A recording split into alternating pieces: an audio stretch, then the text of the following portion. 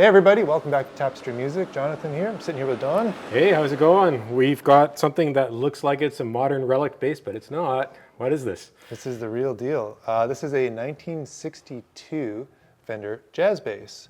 Yeah, check that out. This is real wear. So this is a beauty. This is all original. This has been gone over and verified by numerous people. And even down to the point where we're unsure, either the frets are original or they had been replaced back in the 70s. This bass lived in New York City for a long time. And at that point in time, if it was refret, it would have been done by like Roger Sadowski or one of those guys. Yeah, so yeah. Serious cats in the bass world. But we've been getting a lot of really cool vintage pieces in lately, and we want to start showing them off to you. So this was a great one. And it also came in, you'll notice in the background here, an Ampeg B15 from 1965. And this one's got a real cool story too. This one actually lived in a church somewhere on the West Coast for decades. And apparently it was been biased wrong for years and nobody played it, just because if you tried playing it, it wouldn't sound very good. Yeah, right? yeah. And so it got shipped out, it got sold and shipped out to Jess Oliver, who's the original designer of these in the early 2000s. His signature's on the back. His signature's on the back, That's crazy. 2006, which is really cool. So he went over it and was like, hey, the bias is wrong. And this is why nobody's been playing it. And at that point, the foam had worn out in the baffle. So he replaced the foam. It's a double baffle in there, so it sweetens the top end a little bit more. And this is replacement grill cloth that he put on, but he still had vintage rolls of the fabric. New old stock grill cloth. So it's new old stock grill cloth, which is really cool. Jess is no longer with us, but he signed the back of that amp there. But I mean, this is like the sound of the 60s. It is, yeah. For bass. And this amp was so little played, it's almost like an entire new old stock, flip top Ampeg. Yeah, it's absolutely. amazing. It's had the what do you call it? Talking Tolex or? No, the Transformers, tubes? The rectifier. Oh, thank you. Rectifier has been swapped out to a solid state one. Oh, right, yeah, I remember because those old tube ones didn't last all that long. They didn't last. Actually, they weren't very stable. A lot more efficient, and local guy Gary Economy has serviced this one too, which is pretty sweet. Right on, cool. But I mean, like you think about all the recordings in the 1960s, Fender jazz bass, Ampeg B15. Yeah, that was the tone. Yeah, I could sit down and play like anything by the Beach Boys or whatever. I mean, this is it. Yeah, and, I mean, a lot of those tones would have.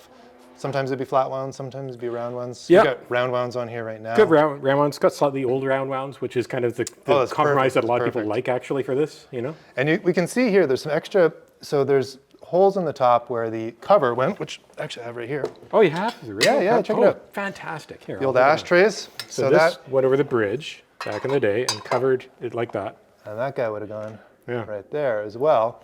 And then there's some additional holes where there were mutes in there. Oh, they had the foam mutes, the foam mutes. And a little lever or something. Those are kind of a thing of the past these days, but...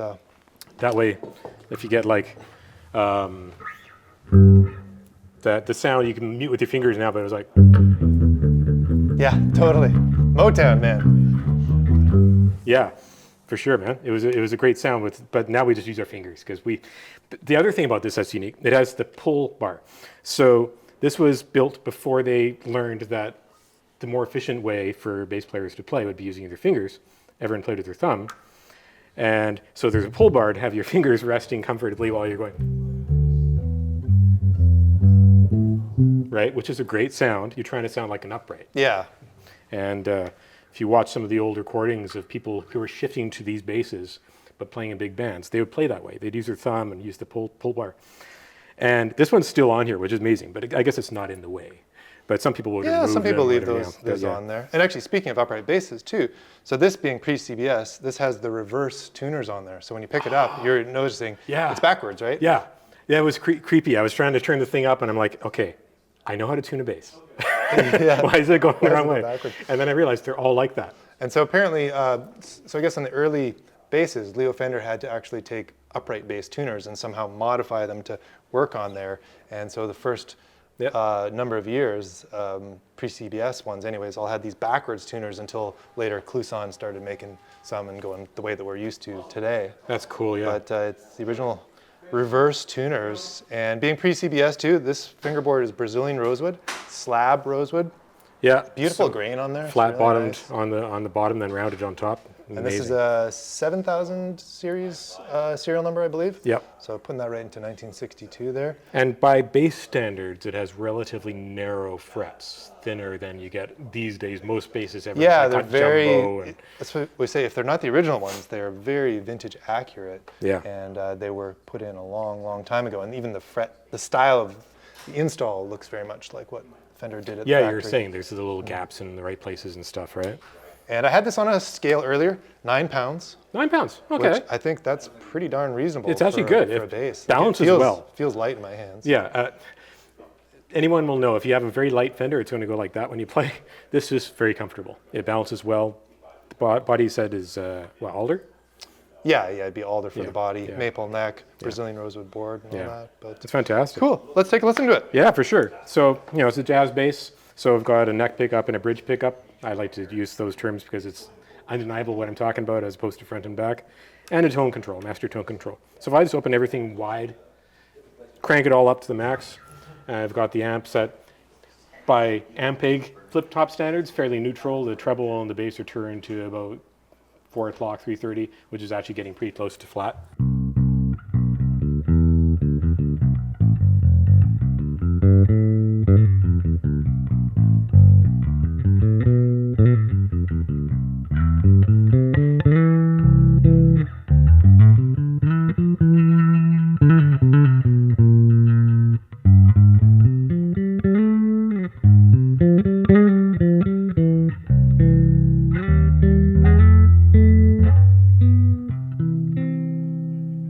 Sounds Nice. great. It's so comfortable. Yeah, it's just, it makes you want to play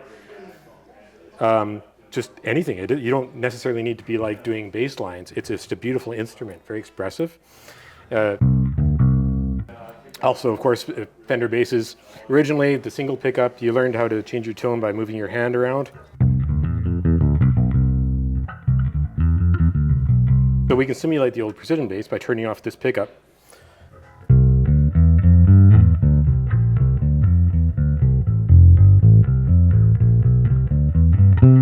It sounds very much like a precision Yeah, bass, it's pretty right? pretty woody sounding. It is really woody sounding. That's a great description. And turn down the treble control all the way, gives it a little bit of a mid push.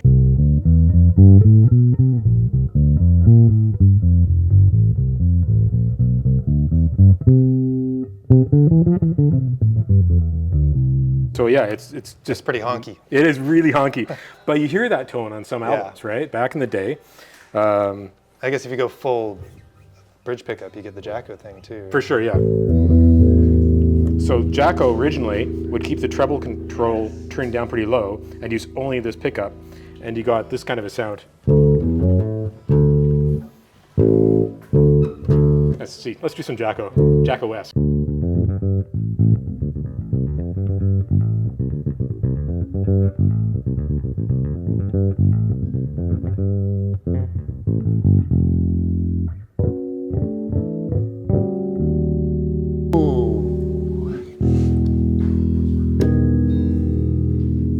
Turn up the tone control because, like most bass players, over the period of their career, they lose all their hearing and they turn up the treble more.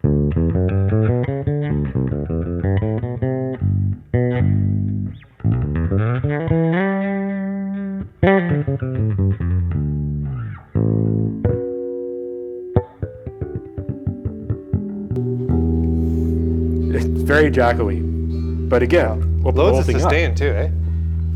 Just keeps going. It's kind of crazy. Yeah. Yeah, it's still going, right? And these aren't like new strings or anything either. It's just the instrument is that solid. Well, I know for a fact that this bass has been on a lot of studio session recordings.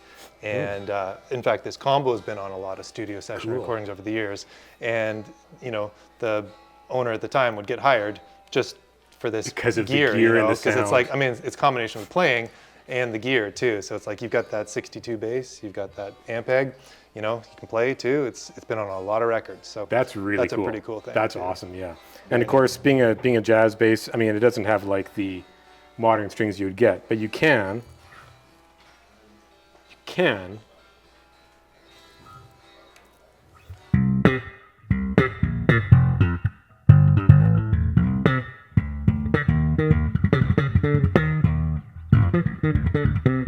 You can do the slap thing on I it. knew there's some slap coming.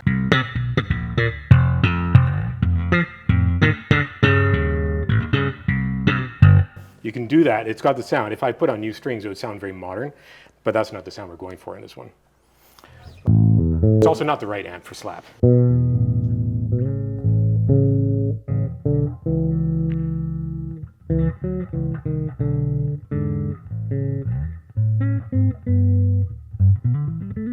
It's also really well set up. Listen to this thing sing, man.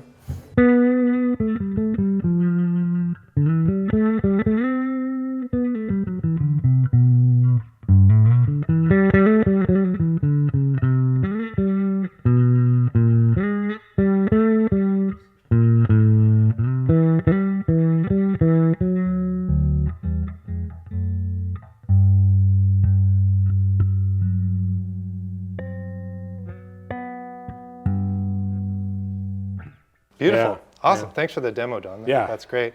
And top it off, we have the original case too. So very cool. We're really pleased to have this piece in at Tapestry Music right now. We have a lot of other fantastic vintage stuff. We've got some guitars that are going to be coming your way next and some videos. So stop on by our new Main Street store, 2705 Main Street. And come by, see Don, see myself and some of the boys here. And check out this beautiful jazz bass and some of the other vintage stuff that we've got right now. Thanks so much for watching. See you guys later. Rock on, guys.